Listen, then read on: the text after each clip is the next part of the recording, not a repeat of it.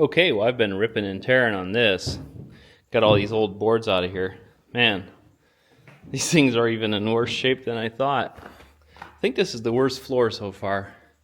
So one of these broke as I was taking it apart. Kept breaking piece by piece by piece.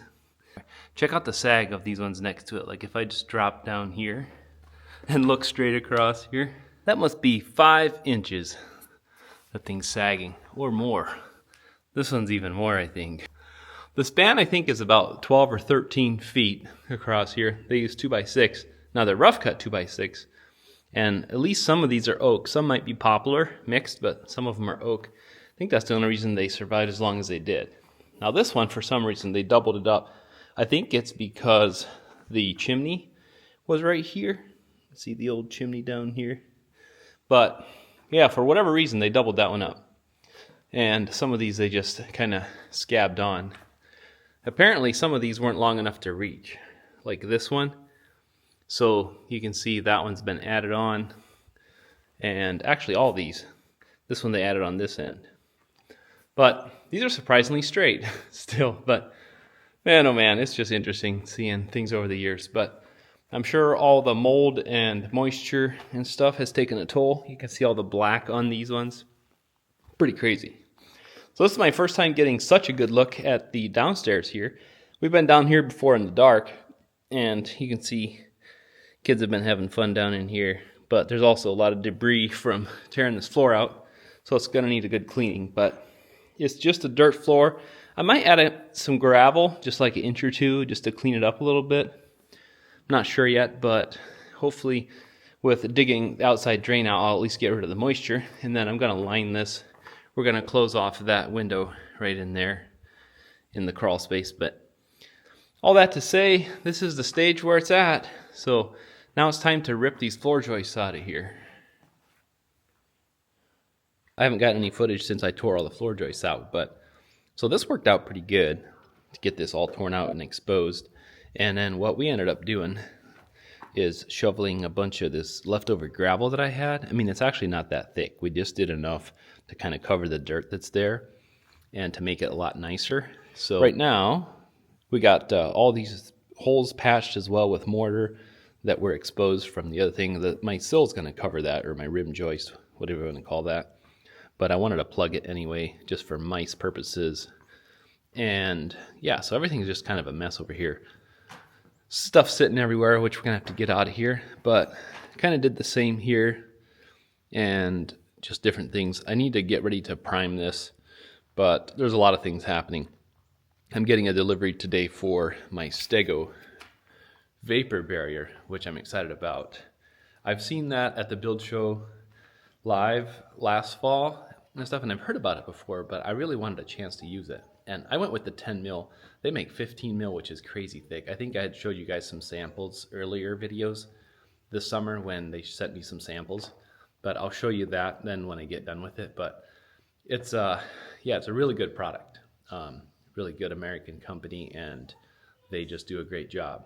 So quality product, and I want this to never be an issue. So I'm going to try to seal it up really good. So I'm excited about that. But all that to say is that's coming today sometime. It's a tractor trailer, so I have to meet him because there's no way he can come down my road. Even the road that I adjoin is kind of a curvy road. Even though it's a main road, it's not really safe to park. So I'm probably going to have to meet him at a business somewhere with a big parking lot. Like there's a Casey's gas station about 7-8 miles down the road. That might be an option. See what the driver wants to do. But anyway, so yeah, that's exciting. So in the meantime, getting all this cleaned up, I also got the rest of these floor joists leveled out, except for this one here, of course, which was cut for doing the plumbing when we found it. So that is gone. Everything else has been doubled up. I decided these ones are good enough. Could just double them up, but these ones are good, so I'm leaving those. I did double where the sheets are going to be on layout for the subfloor because I don't want to make a chance of the sheet not reaching. So I did do those, but the ones that don't need it, I just left them single. I still have to do blocking on here, but what I couldn't see before when this block wall was here is how tipped some of these are. There's not all, but there's a few that are tipped pretty bad. You can see there maybe. And so, yeah, so there's a few. So what my plan is I'm going to, I think, utilize this block wall because it's solid. And even though this is not really going to be load bearing, it's going to be a little bit because I have, apologize, stuff sitting everywhere, but since I was doing mortar last night, kind of had to shuffle things around. We're limited on space in here.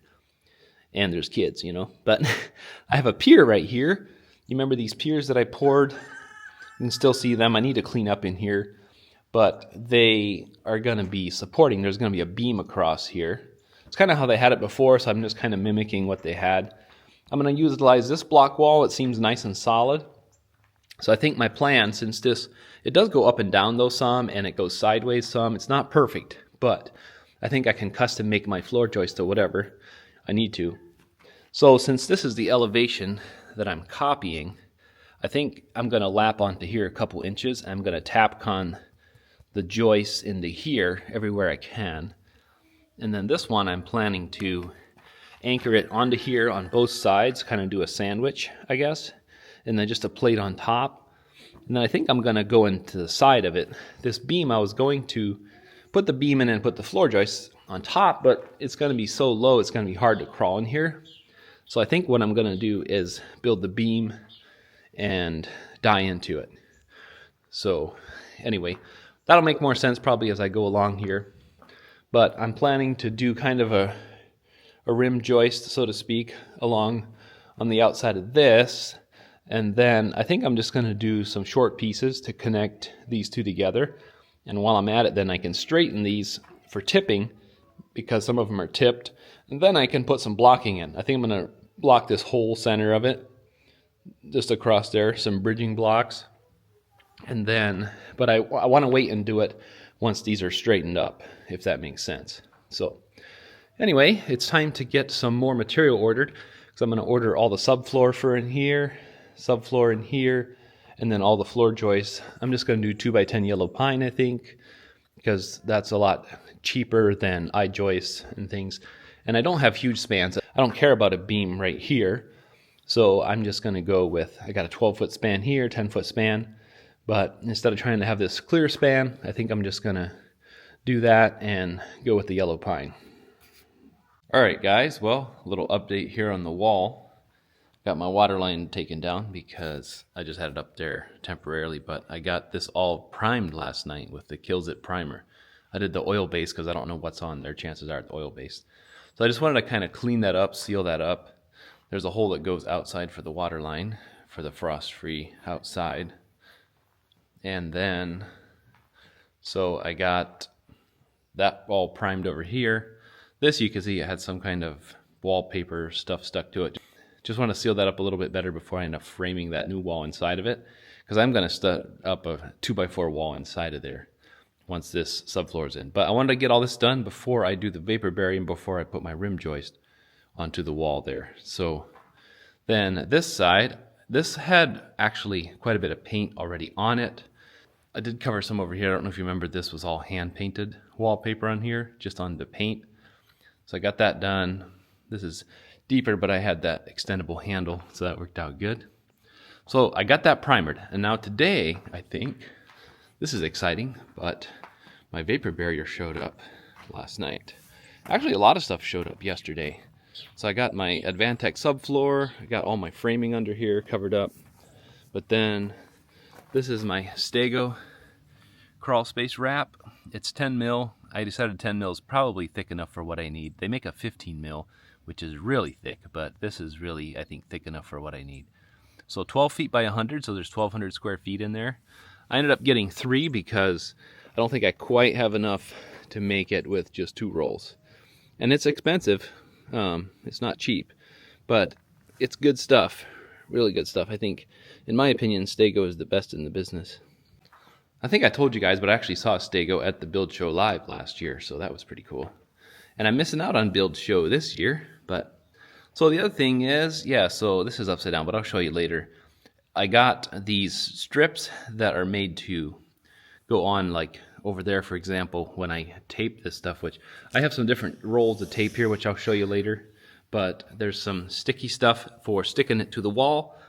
Double-sided, really sticky, and then there's also anytime you have a seam that you have to seal up or penetrations you have to go around, like that septic line and stuff. So I got lots of tape in there, and then there's these bars. It's a termination bar, and you just anchor it onto the concrete over top of it, just a long-term help to hold it. So that's gonna, I think, be good. All right, so where to start? Well, on this part yesterday, started over here. We were kind of waiting on some answers for termite treatment, so I decided instead of putting vaporware down, I'm gonna just do stuff that doesn't interfere with that. So I did a 2x12 for my rim joist out here, and I anchored it really well, the best I could. I put lots of liquid nails on there, some heavy duty, kind of similar to PL Premium, but about half the price, so I decided to do that for some of this.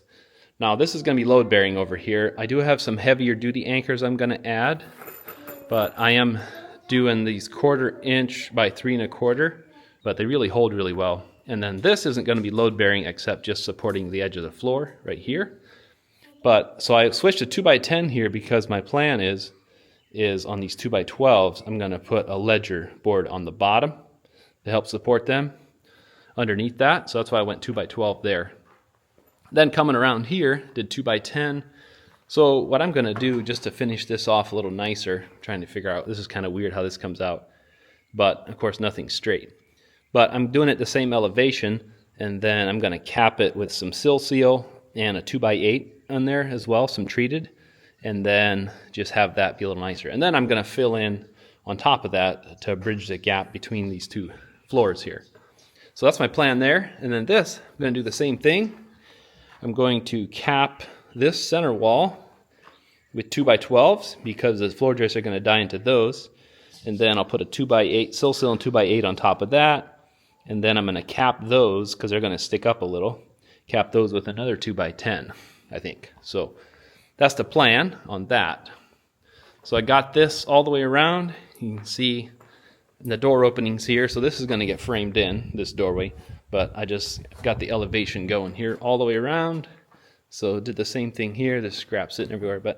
So I glued it really heavy. You can see here is an example of some that we're doing right now. Boys are helping me, but we're gluing right here where that's going to sit. I got a block right there over where that board's going to go. So Marshall, Weston, you guys my helpers today. Yeah. Getting into the glue. So right now what I'm using is the liquid nails heavy duty. I've had good luck with this stuff before, but a lot of times I use PL Premium, but man, it's gotten so expensive. So I figured with this, where I'm going to use so much because I'm putting it on super thick, especially here, a lot thicker than what this board is, and adding lots of Tapcons. And then in the concrete blocks, what I'm doing is trying to see where the cores are in here. I'm measuring in from each joint. It's like 2 inches, 6 inches, and 10 inches to the center of each core, so I can tell if I hit the core. And then I'm drilling and anchoring those in. So that's working out really good. So just kind of thought I'd show you what I'm doing here, the process, and then I'll give you an update later on.